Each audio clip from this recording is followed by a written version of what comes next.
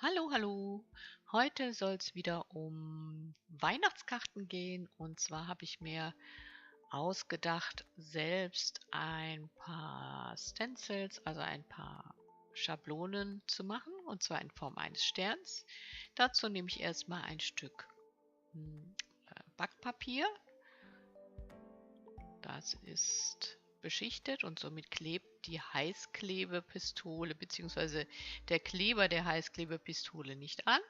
Das heißt also, ich brauche eine Heißklebepistole und um das Format abzuchecken des Sterns, den ich jetzt mit der Heißklebepistole auf das Backblech mache, auf das Backpapier mache, Entschuldigung, habe ich die Karte mal untergelegt, damit ich ungefähr das Format weiß. Und ich mache das jetzt erstmal so frei Schnauze. Das heißt, ich definiere erstmal die Zacken des Sterns und dann gehe ich immer kreuz und quer von der Seitenlinie oder von der Umrisslinie bis auf die gegenüberliegende Seite und ziehe dann diese Heißklebefäden darüber. Entschuldigung, dass da mein Kopf im Weg ist. So, wenn ich genügend Linien habe, dann presse ich die zweite Seite des Backpapiers darauf und reibe das ein bisschen fest. Vorsicht, das könnte heiß sein. Und dann müsst ihr ein bisschen warten, bis es abgekühlt ist. Vorher kann man das sehr, sehr schlecht lösen. Wenn es ein bisschen abgekühlt ist, könnt ihr das einfach wieder aufklappen und dann ganz vorsichtig ablösen. Na, solange das noch ein bisschen warm ist, ist es auch noch ein bisschen labil. So habt ihr eine Schablone in Form eines Sterns. Der ist nicht regelmäßig, aber das finde ich gerade interessant. So, das war die eine Version. Die zweite Version ist, also ich lege wieder die Postkarte unter und ich zeichne mir jetzt die Form einfach mal mit einem Filzstift auf. Und dann gehe ich einfach über die Grenzen rüber und ziehe die Linien einfach jetzt mal so kreuz und quer. Das ist vielleicht einfacher, als da genau entlang zu gehen. Ich muss vor allen Dingen schauen, dass die ganz gut vernetzt sind, die einzelnen Linien, weil mir das sonst nachher beim Auseinanderschneiden auseinanderfällt. Also gerade in den Spitzen sollte man ganz viele Verbindungslinien haben und festdrücken. Das ist ein bisschen heiß, deswegen nehme ich jetzt mal ein Tuch. So, damit wird es etwas flacher und ist dann auch besser zu drucken. Jetzt wieder ein bisschen abkühlen lassen und jetzt mache ich so, ich will es hinterher erst schneiden nach dem Ablösen. Also ich ziehe nochmal die Linien nach. Ich weiß nicht, ob sie dann zu sehen sind. Also ziehe ich sie mir nochmal nach mit einem Folienstift und dann löse ich das ab. Das ist wie so eine Platte. Ist immer noch ein bisschen warm. Okay, und jetzt nehme ich mir eine Schere und schneide dann entlang der aufgemalten Kontur meinen Stern aus. Und wenn ich gut gearbeitet habe und auch ganz viele Linien mit der Heißklebepistole gezogen habe, dann wird das auch gut funktionieren und nicht auseinanderfallen.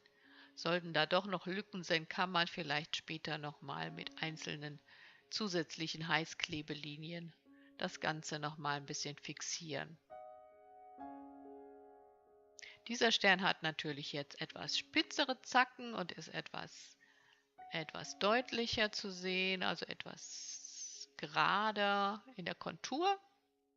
Und jetzt habe ich also zwei verschiedene Möglichkeiten, zwei verschiedene Sterne. Man kann so natürlich auch Tannenbäume oder andere Formen gestalten. Und mit diesen Sachen will ich jetzt drucken. Hier habe ich mir schon mal ein Blatt vorbereitet. In der Mitte seht ihr, das ist mein Kartenformat.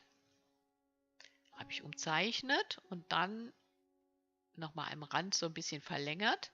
Das lege ich mir jetzt als Leitlinie für meinen Farbauftrag und für das Auflegen der Karten unter eine Plexiglas- oder Glasplatte. Dann kommt die Gelatineplatte oder Jellyplatte drauf. Muss nicht genau zentral sein, aber ich mache es halt gerne so, dann kommt man nicht so schnell auf die schiefe Bahn beim Drucken. So, jetzt brauche ich natürlich noch Farbe und meine Stencils, meine Schablonen. Wie ihr seht, habe ich da schon so ein bisschen vorgedruckt. Die sind schon ein bisschen eingefärbt. Ich zeige euch mal das Einfachste. Und zwar nehme ich hier ein Elfenbeinweiß und das trage ich jetzt einfach mal auf mit meinem Gummiroller oder Gummiwalze. Dann wird das positioniert. Ich habe eine getönte Karte genommen. Wichtig ist auch für diesen Druck, dass der Farbtonunterschied groß genug ist. Dann sieht man die Strukturen am deutlichsten. So, nochmal gut andrücken um die Konturen herum des Sterns. Und hier sieht man erstmal den Negativdruck und jetzt lege ich das nochmal frei, habe also die Schablone abgenommen und lege es nochmal genau auf die gleiche Stelle. Das kann man jetzt ganz gut erkennen. Und mit einem Butterbrotpapier, das ich immer als Schmierpapier nehme und zum Festdrücken, wird das jetzt angedrückt. Und das ist mein Ergebnis. Das war jetzt ganz einfach. Ich zeige euch noch mal eine zweite Möglichkeit. Hier ist es etwas malerischer geworden. Ja, das ist immer von Druck zu Druck unterschiedlich und keiner ist genau gleich. Das könnt ihr mit jeder farbigen Karte und einer hellen Farbe als Druckfarbe nehmen oder auch mit einer hellen Farbe und mit einer dunklen Farbe und einer hellen Karte. Genau. Jetzt kommt ein Auftrag mit Metallicfarben. Das finde ich besonders schön, jetzt gerade für die Weihnachtszeit. Das war einmal ein Orange und ein blau irisierendes Metallic, die ich miteinander vermischt habe auf der Platte. Und nun will ich eigentlich nur den Positivdruck, das heißt den Negativdruck nehme ich jetzt mit meinem Schmierpapier ab, mit dem Butterbrotpapier. So, ich nehme jetzt erstmal eine helle Karte raus.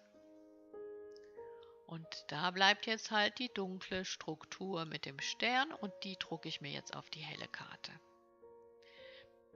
Bei dem Butterbrotpapier müsst ihr natürlich aufpassen, dass ihr nicht gerade eine feuchte Stelle jetzt auf die Rückseite legt, sonst habt ihr die Rückseite der Karte schon verschmiert. Das ist sehr zaghaft noch, der Unterschied ist nicht sehr groß. Was ich schön finde, ist dieses metallische Schimmern.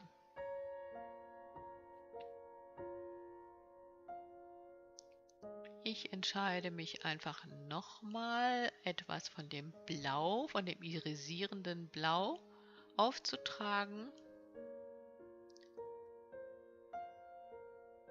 Nun lege ich die Schablone nochmal, ja, so rum war es passend, drauf und halte sie fest, während ich jetzt die Karte drauflege und drucke das Ganze einfach dann nochmal. Das heißt, ich möchte jetzt eine andere Hintergrundfarbe haben.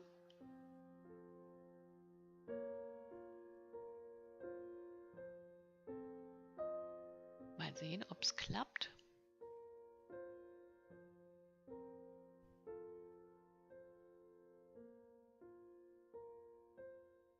Ja, so sieht es dann aus. Okay, das war Nummer 2. Was habe ich jetzt noch hier? Einen Rest von dieser Metallicfarbe in Sternform.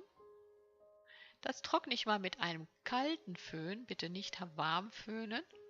Um das abzulösen, kann man jetzt einen Binder, Acrylbinder nehmen oder Ein Acryllack eventuell auch. Der ist ja klar. Man kann auch mit einer Farbe das ablösen. Das werde ich euch gleich noch zeigen. So, jetzt kommt die helle Karte wieder darauf. Dann wird wieder angedrückt. Und dann schauen wir mal, was wir bekommen.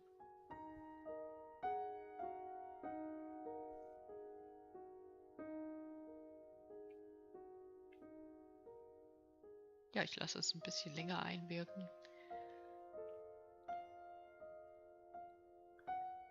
Ja, das schillert ganz toll in den verschiedensten Farben.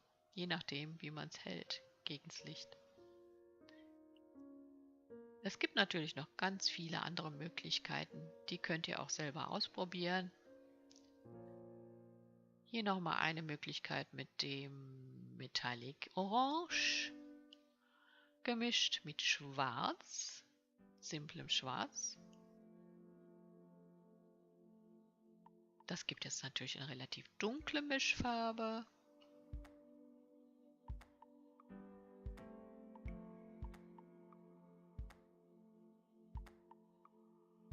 Immer die Finger säubern vorher. Mit schmutzigen Fingern die Karte angefasst und schon kann man sie in die Tonne kloppen. Okay.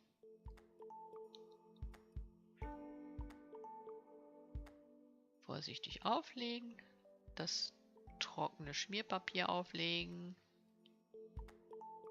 Gut andrücken.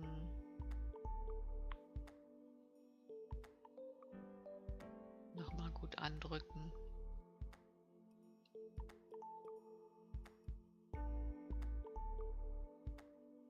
Abziehen. Okay, das ist innen drin noch so ein bisschen wenig strukturiert. Ich kann jetzt einfach die gleiche, wie am Anfang, die gleiche Karte nochmal darauf positionieren.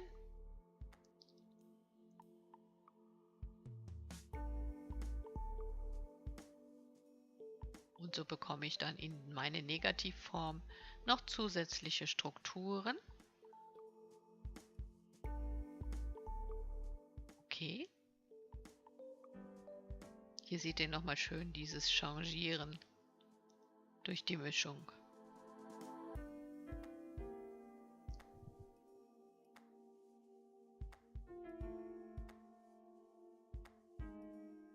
Hier ist eine Karte, da stört mich eigentlich, dass die Farbe der Rückseite nicht zu der Frontseite passt. Das heißt, die Rückseite könnt ihr natürlich auch einfärben. Und das mache ich hier jetzt einfach mit einem weißen Farbauftrag.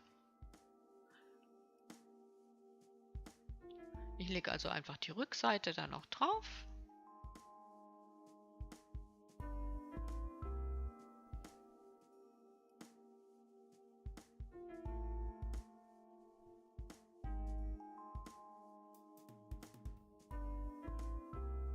Und so passt das schon viel besser zusammen.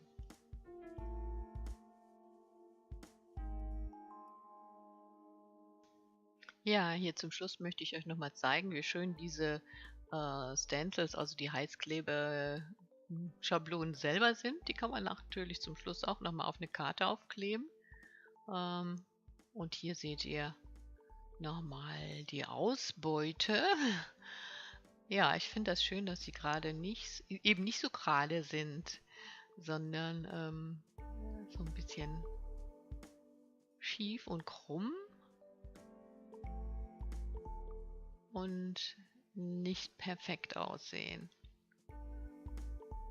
Ich denke, es ist mir ganz gut gelungen und vielleicht probiert ihr das auch mal aus, vielleicht mit einem Stern oder mit einem Tannenbaum oder einer anderen einfachen Form. Ich wünsche euch auf jeden Fall viel Vergnügen dabei. Ja, ganz zum Schluss zeige ich euch nochmal eine Karte im Gegenlicht und dann könnt ihr wirklich sehen, wie das schimmert. Hier seht ihr das. Das ist ein ganz subtiles Schimmern und gefällt mir gut.